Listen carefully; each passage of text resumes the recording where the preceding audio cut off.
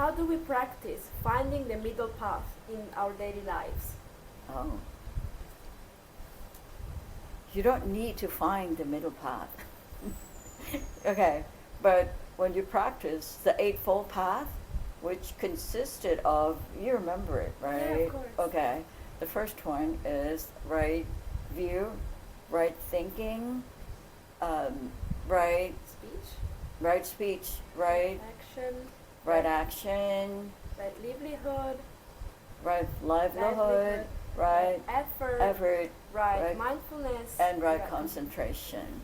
Okay, so in the daily life, we can practice all the 8 things, and that in itself is the middle path, because all these factors will help you to let go of the 2 extremes.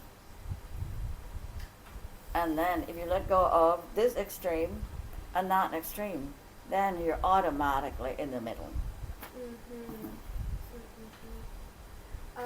Could you make a practical example? Maybe I'm really craving for ice cream and I really want to eat ice cream. Yeah. So how do I put in practice the Eightfold Path in that moment when I realize that I'm craving ice cream so much? Okay, so you can either, okay, but we can skip then. We just take for granted that you have already had the foundation of the morality. You have already had right action, right speech, and right livelihood. Okay? Okay? Yeah. Okay then.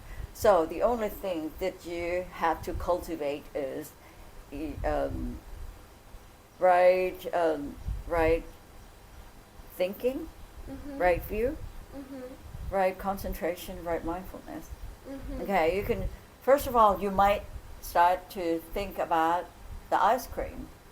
Now, that what's the ice cream is actually for? What benefit will it give you?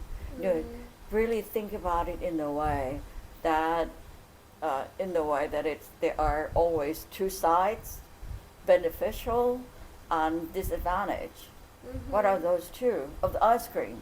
So you see, you can, okay, now you see the good part of ice cream, the bad part of ice cream. So you kind of collect the information, and this way, you know, you will have, well, ice cream is probably good for you now because it's very hot.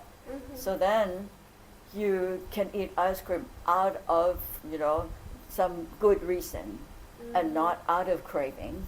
Okay, in that case. But if you know that it is not good for your health at all, then you know, this is also, you know, right thinking and the right view. Right view is that when you think about this already, and then you realize that it is not good for your health, but you still have this craving within your mind, you know. The craving within your mind will arises once in a while, doesn't stay forever. So you just observe, okay, now it arises again, and the craving is still so strong. And you can observe the craving. First of all, just don't allow it to overtake you. But the right view will it will help you to see that craving comes and then it'll just disappear. Maybe in an hour, you know, oh wow, I didn't think about the ice cream anymore. Then you realize that the craving cannot stay forever.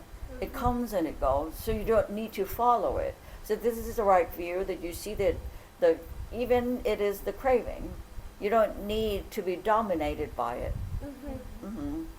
And right mindfulness is something you have to practice earlier. Otherwise, you won't be able to detect the craving within your mind. So it is something before you can see the right view. So you see, so it's like whenever craving arises, you're just aware that, oh, craving is there. And just to be an observer. An observer means do not follow it. And the thinking, once the thinking about ice cream comes, You just acknowledge, oh, thinking arises, and you acknowledge it, and that's it. Acknowledge it, that thinking arises, and when you don't need to follow the thinking, it'll be gone naturally. Mm-hmm. So this is right mindfulness and right concentration.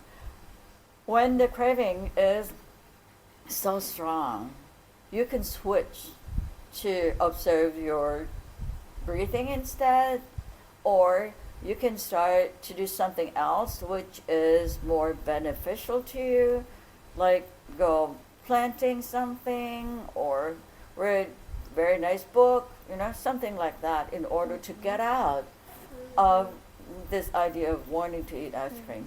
Mm-hmm. Yes. So you see that it needs many actions altogether in order to handle one craving. Mm-hmm. That's why all these eightfold paths are very important. I see. Okay.